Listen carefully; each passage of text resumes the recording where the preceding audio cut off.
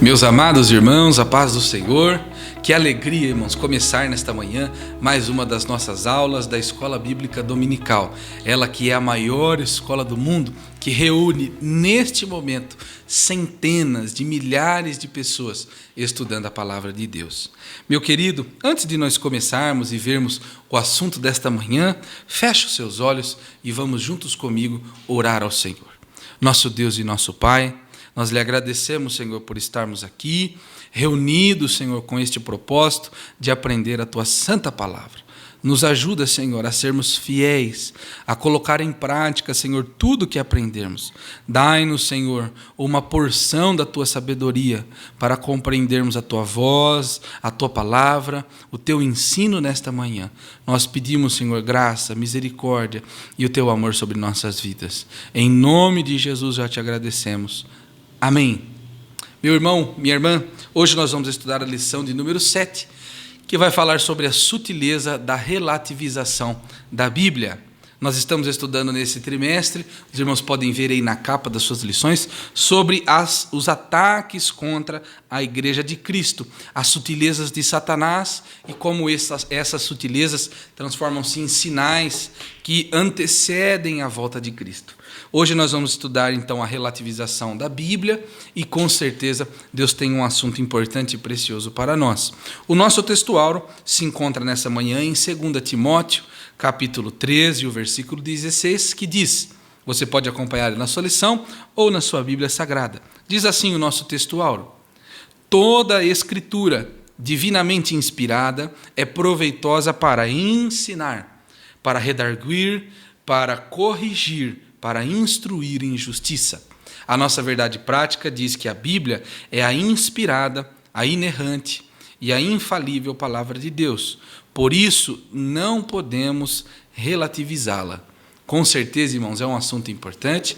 Se você ainda tem dúvida, irmãos, sobre o que é relativizar a Bíblia ou essa relativização que vem ocorrendo nos últimos tempos, fique atento, não perca, irmãos, nenhum momento, porque com certeza o Espírito Santo ao nosso lado esclarecerá este assunto e Deus nos ensinará por vez este tão importante assunto para os dias atuais. A nossa leitura bíblica em classe, que o irmão pode acompanhar aí na sua Bíblia ou na sua lição, está em 2 Timóteo, no capítulo 3 também, dos versículos 14 ao 17. Uma leitura curta, apenas 4 versículos, mas muito importante porque é a base, o fundamento para o estudo dessa manhã. Leia comigo, irmão, 2 Timóteo, capítulo 3 e o versículo 14, que diz: Tu, porém, permanece naquilo que aprendeste e que foste inteirado, sabendo de quem o tenhas aprendido, e que desde a tua meninice sabe as sagradas letras, que podem fazer-te sábio para a salvação,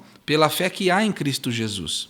Toda a Escritura, divinamente inspirada, é proveitosa para ensinar, para redarguir, para corrigir e para instruir em justiça, para que o homem de Deus seja perfeito e perfeitamente instruído para toda boa obra. Amém. Glórias ao nome do Senhor. Que assunto importante, irmãos.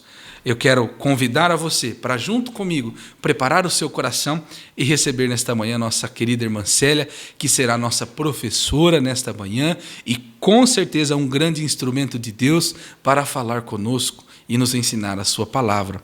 Aprendamos nessa manhã, irmãos, este precioso assunto e com certeza terminaremos agradecendo a Deus. A paz do Senhor, bom dia a todos. Hoje nós estaremos estudando a lição número 7, que tem como título A Sutileza da Relativização da Bíblia. Eu gostaria de dar o sinônimo dessa palavra sutileza e também de relativização. Sutileza, parece que o sinônimo dessa palavra parece que não combina muito com o inimigo das nossas almas, né? Que parece que ele não tem essas qualidades aqui que eu vou dizer, né? Sutileza significa extrema delicadeza, agudeza de inteligência, raciocínio ou argumento de grande finura e complexidade, maneira suave de ser, detalhe quase imperceptível, qualidade do que se faz sem alarde discretamente. É por isso que nós temos que sempre procurar ter discernimento, porque o inimigo usa de sutileza, né, para atacar a Igreja de Cristo, como diz aqui a lição, nesses dias que antecedem a volta de Jesus Cristo. A palavra relativização significa que não é absoluto, que depende do ponto de vista de cada pessoa, que a verdade ela não é absoluta. A desconstrução da Bíblia, ela não é de hoje que ela acontece, ela vem acontecendo desde o princípio. Nós podemos observar em Gênesis, no capítulo 2, o versículo 16 e 17, que diz o seguinte: e ordenou o Senhor Deus ao homem, dizendo, de toda árvore do jardim comerás livremente, mas da árvore da ciência do bem e do mal, dela não comerás, porque no dia em que dela comeres, certamente morrerás. Observem agora o capítulo 3 e o versículo 1, a parte final do versículo 1, 2 e 3. É assim que Deus disse, não comereis de toda a árvore do jardim? Isso é a serpente falando com Eva. E disse a mulher à serpente, do fruto da árvore do jardim comeremos, mas do fruto da árvore que está no meio do jardim, disse Deus, não comereis dele, nem nele tocareis, para que não morrais. Observem aqui, né, a desconstrução do que Deus disse. Deus disse que podia comer livremente de toda árvore, exceto a da ciência do bem e do mal. O inimigo, né, a serpente já diz, Deus disse que não é para comer de toda a árvore do jardim. Eva também faz um acréscimo aqui. Deus disse que não era para comer. E ela disse que não era nem para tocar. Então, a desconstrução, às vezes, é a omissão de uma palavra ou então o acréscimo de uma palavra, né? A desconstrução da Bíblia, ela mina a figura do autor, que é Deus, porque ela mina o autor e, consequentemente, a sua inspiração, né? Como cita o texto áureo, dando ao leitor o real dono do sentido do texto. Trocando isso em miúdos, vamos dizer assim, simplificando isso, significa eu não busco a revelação do Espírito Santo para entender a palavra. Eu interpreto do meu ponto de vista. Então, nós precisamos ter cuidado com essa sutileza do inimigo, mas nós cremos, né, na palavra de Deus, que ela é inspirada, inerrante e infalível palavra de Deus. Inclusive nós estudamos, os irmãos devem se lembrar, no primeiro trimestre de 2022 nós estudamos a supremacia das Escrituras, a inspirada, inerrante e infalível palavra de Deus. Nós estaremos estudando nesta lição 4 tópicos e cada tópico com o seu objetivo. O primeiro tópico é a Bíblia e o espírito desta era. O objetivo desse tópico é destacar os aspectos desconstrucionistas e relativistas a respeito da Bíblia. O segundo tópico que estaremos estudando é a Bíblia e o politicamente correto. Explicar o processo, o objetivo é explicar o processo de construção de narrativas para criminalizar a opinião doutrinariamente conservadora da Bíblia. O terceiro tópico, a Bíblia e o outro evangelho, né? E o objetivo do terceiro tópico é pontuar as novas metodologias e teologias a partir da relativização da Bíblia.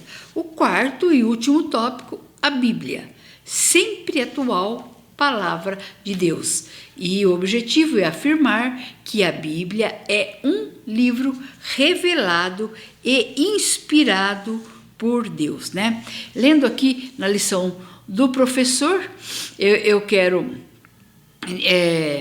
ler aqui com vocês, né, que há um movimento intelectual de dentro do meio evangélico que busca desconstruir a visão conservadora da Bíblia, relativizando assim os grandes ensinamentos milenares que herdamos de nossos antigos pais. Então, quando o ataque ele é fora da igreja, a gente logo acende uma luz vermelha, né? Nós logo ficamos em alerta.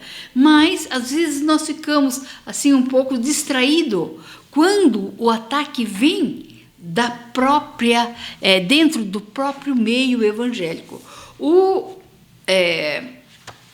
comentarista da lição, o pastor José Gonçalves, aqui no livro de apoio que nós sempre temos para compreender melhor a explicação da lição, ele diz assim, aqui na página 79, a Bíblia precisa ser atualizada. Aqui a atualização não fala de atualização de linguagem, mas a atualização de doutrinas, né? Do entendimento da palavra de Deus. E eu gostaria de ler aqui o que ele escreveu, o que aconteceu não faz muito tempo, recentemente. Ele diz, recentemente, um famoso pregador e pastor evangélico afirmou em sua pregação que a Bíblia precisa ser atualizada. O comportamento homossexual, diz esse referido pastor, não pode ser considerado pelos cristãos por conta de um ou dois textos bíblicos que, segundo ele, precisariam ser ressignificados. O que ele quis dizer aqui? Que a Bíblia precisa ter outros significados, que nós precisamos entender a Bíblia de maneira com outros ressignificadas, né? De acordo com esse pastor, a Bíblia é insuficiente quando se trata de questões relativas ao mundo contemporâneo. Em outras palavras, a Bíblia se tornou um livro obsoleto que necessita de revisão. Nós estamos, vocês podem perceber, sofrendo ataques não só de fora, mas de dentro do próprio meio evangélico. Eu quero ler aqui, né, já iniciando na introdução, na nossa introdução, que diz, né, não é novidade para ninguém que a Bíblia sempre sofreu ataques ao longo dos séculos. Não foram poucas as tentativas de desacreditá-la. A Bíblia, houve tentativa de queimar, de abolir. A Bíblia foi considerada perigosa, foi considerada obsoleta e desnecessária. Por que será? Qual é a intenção, né, do inimigo das nossas almas em desconstruir a palavra de Deus? Ele mudou de tática, né? No começo queimava-se Bíblia, né? E prendia cristãos, matava os cristãos, mas agora a tática é outra. A tática mudou. No primeiro tópico diz a Bíblia e o espírito desta era, a desconstrução. Observem que a intenção, o objetivo desse novo modelo de pensamento que está agora na nossa sociedade contemporânea é negar a existência de Deus. Para quê? Para justificar as práticas condenadas por Deus, como, por exemplo, o homossexualismo. Pois bem, eu gostaria de citar um versículo que está lá em João, capítulo 3, o versículo 20, que diz o seguinte: todo aquele que faz o mal aborrece a luz e não vem para a luz, para que as suas obras não sejam reprovadas. Então, por que eles não querem, eles querem desconstruir a palavra de Deus? Porque a palavra de Deus, ela reprova as suas obras. E aí eles não querem. Então eles preferem dizer que Deus não existe, eles preferem dizer que a palavra de Deus é ultrapassada, que precisa ressignificar a Bíblia, atualizar a Bíblia, que a Bíblia é um livro obsoleto. Então, para quê? Para justificar as suas obras, para as suas práticas que não agradam a Deus, né? Eu quero iniciar então aqui a Bíblia e o Espírito desta era, né? Acho que eu já tinha falado que nós estamos estudando. Diz o seguinte, ó: não é a desconstrução, não é incomum encontrarmos na literatura ou nas mídias sociais a expressão como a era do vazio, pós-verdade, o fim das certezas, cultura líquida ou ainda desconstrução. Tem palavra aqui, né, expressões aqui, que por si mesmo elas se explicam, né? Aqui, a desconstrução. Nós sabemos que desconstrução é destruir o que está construído. Aqui também o fim das certezas, né? Quer dizer, você não tem certeza de mais nada. Mas existe termos aqui que eu fui pesquisar. A era do vazio. O que é essa era do vazio? A era do vazio é uma era que nós estamos vivendo nos dias de hoje: individualismo, sedução, narcisismo, que quer dizer olhar só para si, hedonismo, que é só aquilo, eu quero só aquilo que me dá prazer. É a era do eu mereço. Vamos aproveitar a vida, sempre pensando no individualismo e não no coletivo. Quando a palavra de Deus diz: amai-vos uns aos outros, ou levai as cargas um dos outros, quem é adepto a essa era do vazio diz: nem pensar, porque ele só pensa em si mesmo e nunca no próximo, e nunca no coletivo. Pós-verdade também se refere ao momento em que a verdade já não é mais importante como já foi. Vocês imaginam, né? Dizer que a verdade não é mais a verdade? A verdade perdeu o valor. Não nos guiamos mais pelos fatos, mas pelo que escolhemos ou queremos acreditar que é verdade. Então, nós estamos vivendo nessa era do vazio, nessa pós-verdade, né? Então, tudo isso são sutilezas do inimigo para que o mundo, vamos dizer assim, não entenda a Bíblia, não creia que a Bíblia é a palavra de Deus. Tem também uma outra palavra que eu achei muito interessante: cultura líquida. Né? Por que líquida? Por que líquido? Né?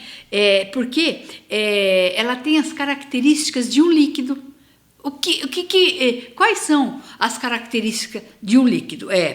Liquidez, volatilidade e fluidez. O que quer dizer liquidez? O que não é sólido.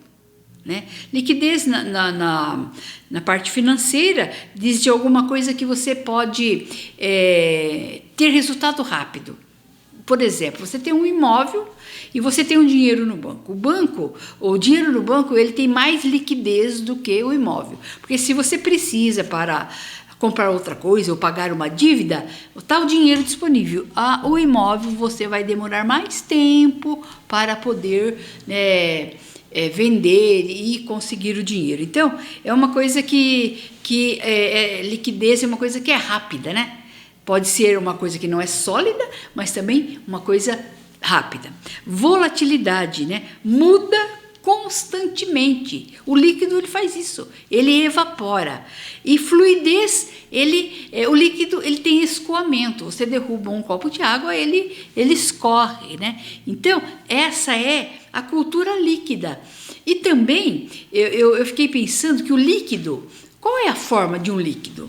Você pode perguntar, que forma tem o líquido? O líquido tem a forma do invólucro, do vasilhame que você coloca. Se você coloca num vasilhame redondo, ele é redondo. Se você coloca num vasilhame retangular, ele vai ser retangular. Então, é aquela coisa que ela uma hora é uma coisa e uma hora ela é outra.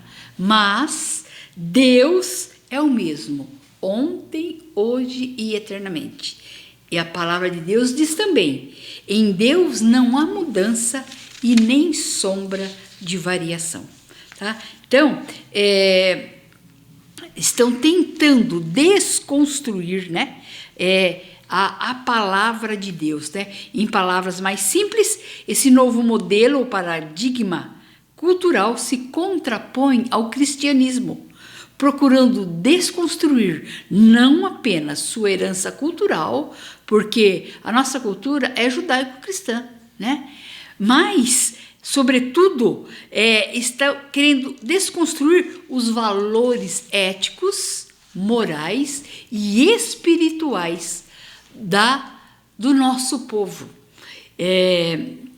Nós precisamos realmente estar em alerta, atento para isso, né? O segundo subtópico aqui do tópico 1 fala sobre o relativismo, né? Nós já falamos do relativismo, que o relativismo significa que não há verdade absoluta, que depende do ponto de vista, né? Que a interpretação do texto bíblico está centrado no leitor e não no autor, que é Deus, né?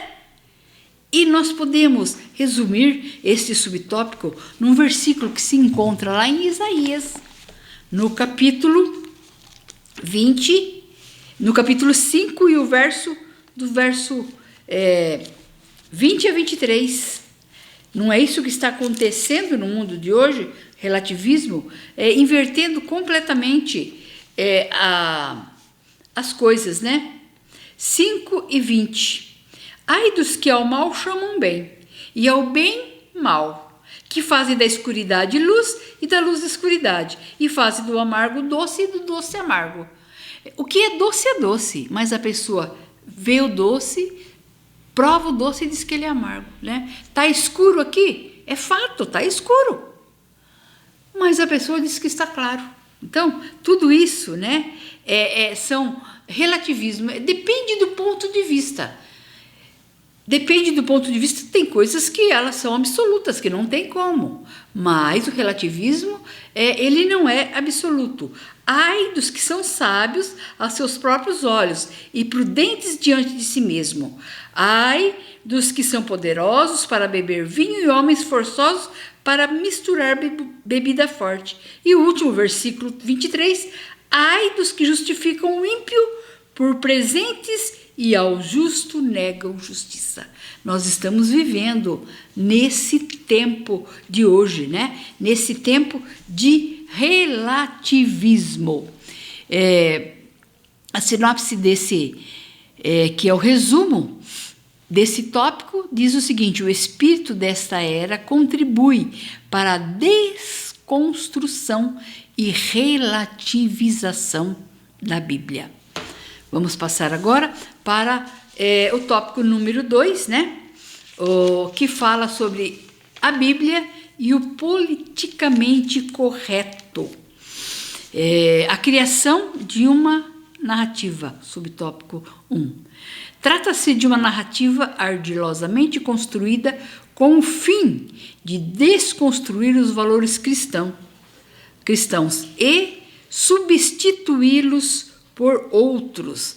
Quando se fala em uma nova narrativa, nós podemos ver lá em Salmo, no capítulo 11, Salmo não tem capítulo, Salmo 11 e o versículo 3, diz o seguinte: na verdade, que já os fundamentos se transtornam, que pode fazer o justo? A nova versão transformadora desse versículo diz: os alicerces ruíram. O que são fundamentos, né? Espiritualmente falando, são os valores cristãos que estão inseridos na Bíblia. Fundamentos também fala de família, que costumamos dizer que é a célula-mãe da sociedade. E não estão querendo desconstruir a família? Então, isso tudo é uma nova narrativa, né? Uma criação de um novo pensamento que vai contra o cristianismo, vai contra o que diz a palavra de Deus. Surge também o discurso do politicamente correto. Dentro desse modelo, criou-se uma nova moralidade, uma nova ética e, portanto, uma nova forma de dizer o que é certo e errado. Nós não podemos falar coisas que estão dentro da palavra de Deus, que nós estamos correndo o risco de ser criminalizado. Nós vamos depois, já no próximo subtópico, sobre a criminalização da opinião, né? Todo mundo pode dar opinião.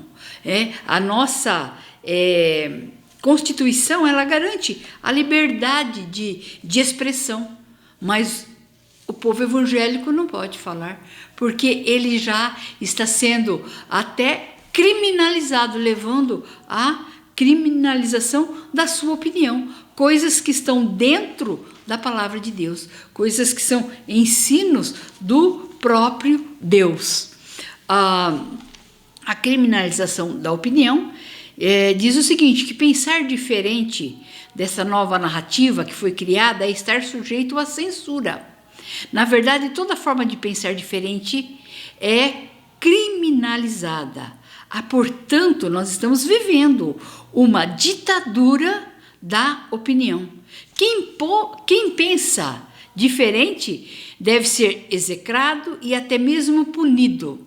É a ditadura do politicamente correto. Não há espaço para cristãos conservadores. E nós devemos fincar o nosso pé. Somos sim ortodoxos, somos sim conservadores e nós vamos defender a palavra de Deus, né? Então, no mundo todo, não é só no Brasil, não, nós vemos sites cristãos conservadores sendo censurados e banidos. Então, nós precisamos, né, nos posicionar, nós precisamos mostrar a nossa identidade, quem nós somos. E o resumo desse segundo tópico há uma formação de narrativa a respeito da Bíblia para criminalizar a opinião ancorada nos antigos postulados da fé cristã. O tópico 3, né, a Bíblia e o outro evangelho, que fala também de uma nova metodologia, né? Vocês podem ver que é tudo uma nova narrativa, uma nova metodologia, vai ter também uma nova teologia, tudo isso para dizer que nós precisamos modernizar, né? A gente tem ouvido muitas falas nós precisamos modernizar sobre a mulher, sobre o aborto, sobre muitas coisas que já estão ultrapassadas, isso não se usa mais. Dentro da cultura pós-moderna, do politicamente correto, surge a necessidade de ressignificar a Bíblia. Foi o que aquele pastor evangélico, né, que o nosso comentarista citou, falou, né, que a Bíblia precisa ser ressignificada. De maneira nenhuma. A palavra de Deus, ela é a palavra de Deus. A Bíblia fala lá em Gálatas, no capítulo 1 e o verso 9, sobre isso. Olha aqui. Assim como já vô-lo dissemos, agora de novo também vô-lo digo. É Paulo dizendo: se alguém vos anunciar outro evangelho, além do que já recebeste, seja anátema, seja maldito. Então, eles querem trazer um novo evangelho, um evangelho que tem um outro significado. Nós vamos ver aqui, né, as novas teologias, como eu já disse, o que é, né, essa nova, os novos métodos, nova narrativa, nova teologia. Pois bem, nós podemos verificar aqui nessa nova teologia, esse outro evangelho também possui sua própria teologia. surge o evangelho social. Dentro do contexto evangélico, o velho marxismo ganha uma nova roupagem. Observem aqui. Assim, os relacionamentos homoafetivos são vistos a partir da perspectiva da denominada teologia inclusiva. Teologia inclusiva. Nós, cristãos, devemos ter, sim, teologia inclusiva, aquela teologia que inclui pessoas com problemas físicos, mentais, psicológicos, mas não pecado, o pecado. E é o que eles querem, né? Juntar aí com essa, vamos dizer assim, esse evangelho social, essa teologia inclusiva, incluir no bojo que nós pregamos o amor, né? Pregamos o amor ao próximo, de incluir pessoas que têm problemas físicos, mentais, psicológicos, mas também homofobia, né? Homossexuais, homossexualismo. Nós incluímos todos esses que eu já mencionei, mas não o pecado. Qualquer pensamento que destoe dessa, vamos dizer assim, dessa nova teologia é considerado. E é engraçado essa fala aqui, né, que dá para a gente identificar como o nosso presidente tem sido identificado: fascista, homofóbico e discurso de ódio. Podem observar que é isso o que vamos dizer assim, aqui em cima que falou sobre o marxismo, né? O velho marxismo sempre está pregando. Ele está com roupagem nova, mas é o mesmo discurso. Se nós nós destoamos do pensamento, se nós não aceitamos esse pensamento deles, nós somos fascistas, nós somos homofóbicos e nós temos um discurso de ódio, né? Essa é a mentira de Satanás. E Satanás é o pai da mentira. Ele sempre mente e ele sempre engana. Vocês observaram o que é sutileza? É aquela coisa, como eu li aqui para vocês, né? É disfarçadamente, é de maneira suave, é de maneira sorrateira que ele está entrando, né, nas nossas igrejas, no nosso país, na nossa sociedade. A sinopse 3, que é o resumo do tópico 3, o outro evangelho promove novas metodologias de leitura da Bíblia e, consequentemente, novas teologias e modismo. Nós vamos agora para o quarto e último tópico: a Bíblia sempre atual, a palavra de Deus. Nós podemos observar que a Bíblia, para o cristão, ele é um texto antigo com uma mensagem atual. Nós vamos encontrar na palavra de Deus tudo o que o homem precisa. Tudo o que o homem precisa para viver bem em cima da terra, né? Tudo o que o homem precisa entender. A Bíblia, o cristianismo, ele explica tudo o que o homem tem dúvida. A Bíblia não pode nunca ser ajustada à mentalidade de uma cultura caída e, portanto, afastada de Deus, né? Nós precisamos cuidar para que isso não aconteça na nossa geração. A Bíblia também, ela é inspirada por Deus. A Bíblia é a revelação de Deus. Isso significa que ela tem origem em Deus e por ele foi inspirada. Nós não podemos mudar o que Deus escreveu. Como eu já citei aqui, né?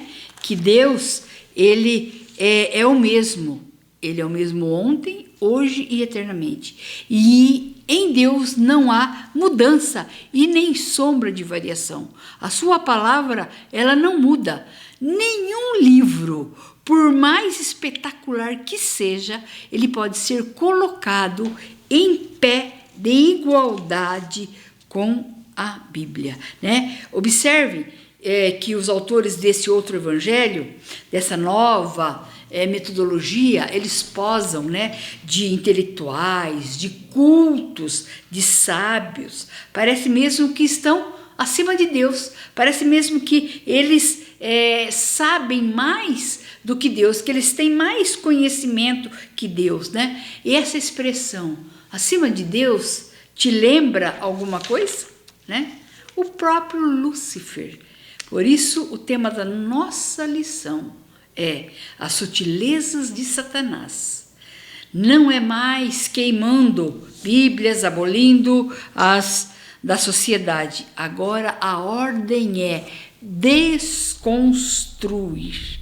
Mas a Bíblia, ela é a Bíblia inspirada. É um livro com uma mensagem especial e atual, porque espelha a mente de Deus.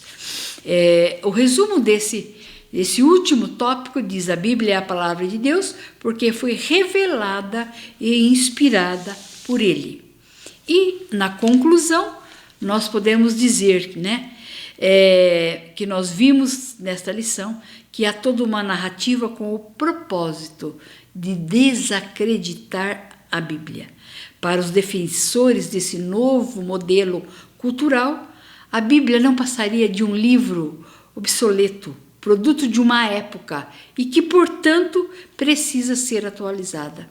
E essa atualização que eles querem fazer é do ponto de vista deles, né? É para justificar, muitas vezes em nome do amor, né? Justificar os procedimentos que não agradam ao Senhor, que estão contrários à palavra de Deus.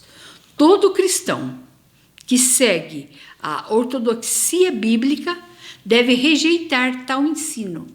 Não podemos aceitar, não podemos de forma alguma aceitar nada que mutile a Bíblia por conta do politicamente correto. Isso daqui não é correto, a gente falar da Bíblia. Então, arranca-se a folha, né? Não se pode pregar nesse texto, não se pode pregar nesse capítulo, não se pode pregar esse assunto.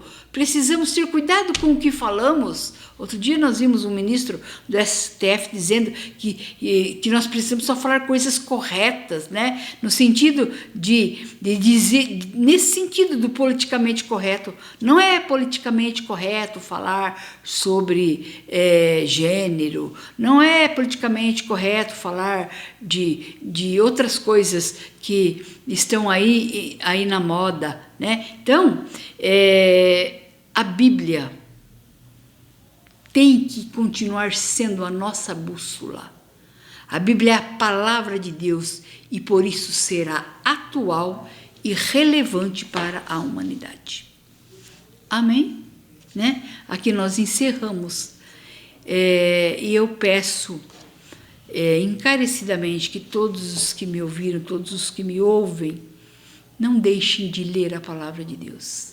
Busque orientação do Espírito Santo na interpretação da palavra de Deus. Cuidado com ensinos modernos, com ensinos novos, né? Com desconstrução do que você tem aprendido da palavra de Deus. Domingo que vem, nós estaremos estudando a lição de número 8, que tem como título A Sutileza do Enfraquecimento da Identidade Pentecostal. Sejamos cristãos verdadeiros e façamos a diferença no mundo que nós estamos vivendo. Deus abençoe o seu domingo. Deus abençoe a sua semana. Que você seja um cristão firme e forte, firmado sempre, sempre na palavra de Deus. Amém. Amém. Meu querido irmão, que alegria estudar esta lição tão preciosa nesta manhã Somos gratos ao Senhor por essa oportunidade que Ele está nos concedendo. Antes de nós encerrarmos a nossa aula, orando e agradecendo a Deus, eu quero te fazer um convite especial. Se você acompanhou esta escola e está acompanhando os nossos trabalhos de forma online, você pode também estar presencialmente em uma das nossas igrejas. Nós temos aqui na nossa sede os nossos cultos toda terça, toda quinta-feira e também aos domingos pela noite, às 7 horas, e também nas nossas congregações, praticamente todas as quartas, todas as sextas e também aos domingos. E lembrando que em todas as nossas igrejas nós temos pela manhã a nossa querida, a nossa amada Escola Bíblica Dominical. Nos faça uma visita, será um enorme prazer recebê-lo e cultuar ao Senhor ao seu lado, ao lado da sua família. Também, irmão, avisar que nós que somos alunos da Escola Dominical podemos também ofertar, cultuar ao Senhor, abençoar a obra de Deus com os nossos dízimos, com as nossas ofertas. Você está vendo aí a nossa chave Pix, também os números da conta da nossa igreja, e você pode ali ofertar ao Senhor, entregar uma parte daquilo que Ele tem nos dado, irmãos, e abençoar a obra de Deus e a obra missionária, e com certeza também ser abençoado pelo Senhor. Amém? Meu querido irmão, minha querida irmã, fecha os seus olhos, vamos agradecer ao Senhor. Nós retornaremos daqui uma semana, estudando mais uma lição que vai falar sobre a sutileza do enfraquecimento da identidade pentecostal, e com certeza Deus tem algo precioso para nós na próxima semana. Agradeça ao Senhor em oração juntamente comigo nesse momento. Fecha os seus olhos. Senhor, nosso Deus e nosso Pai, te agradecemos, Senhor, por estarmos reunidos, por aprender neste momento a Tua santa palavra. Nos dê, Senhor, a capacidade de colocar em prática estes ensinos tão importantes, a preparar, Senhor, nossos corações, a ter, Senhor, decretado em nossas vidas a Tua palavra. Nos ajuda, Senhor, acompanhe a nossa semana, nos dê da Tua graça, do Teu amor, da Tua misericórdia. Nós somos carentes, necessitados do Senhor. Nós pedimos, fique conosco, em nome de Jesus. Amém. Meu irmão, você tem uma semana abençoada, um domingo muito feliz. Nós nos vemos daqui uma semana na Escola Bíblica Dominical, que, como os irmãos já sabem, é a maior escola do mundo. Deus te abençoe.